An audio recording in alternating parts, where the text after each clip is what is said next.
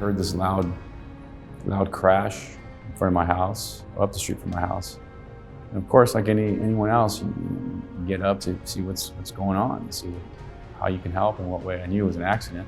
As a police officer, we respond to car accidents all the time, where you drive by, you see things, and I'd never seen that. I'd never seen actual flames coming out. And I thought, hey, that ups the ante a little bit. That week, we had bought a fire extinguisher. We put it under the sink. And I had a little meeting with the family. Hey, girls, this is where it's gonna be. I mean, we need it, it's right here.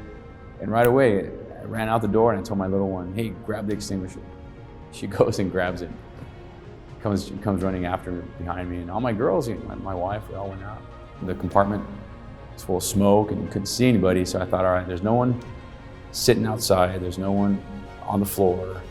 Person's in there. So me and some other young guy started knocking on the window, trying to get the attention of the person inside. Nothing. You're starting to feel a little more intense heat coming out from under the hood.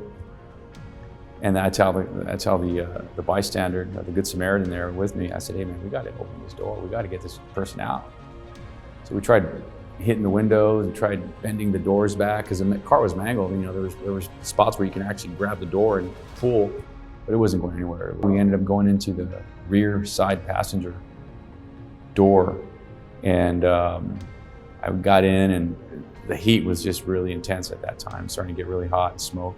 The Good Samaritan was in the front, I was in the back, and we tried just yanking him. He was just really wedged in there. If I get to this point and I can't get him out, as hard as it will be, I mean, that's my life. My life is behind me, but I also have a duty here in front of me. By then, you could start seeing flames coming through from underneath the dash, and I thought, man, this is, you know, you kind of try to do this risk analysis, like, all right, I got 2 minutes to get this guy out, otherwise we're hopeless or helpless. And it just almost seemed like it was like a miracle that I figured, okay, we got to be out here in 15 seconds because it's gonna get overwhelming. And that was the last time. Me and the other guy just pulled as hard as we could and grabbed him out. It was a good feeling to know that, you know, you're there for a purpose, and just like my parents have always said, you know, God put you on this earth for a reason and as a tool. And that day we were able to use those tools to help this guy out. It worked out pretty well.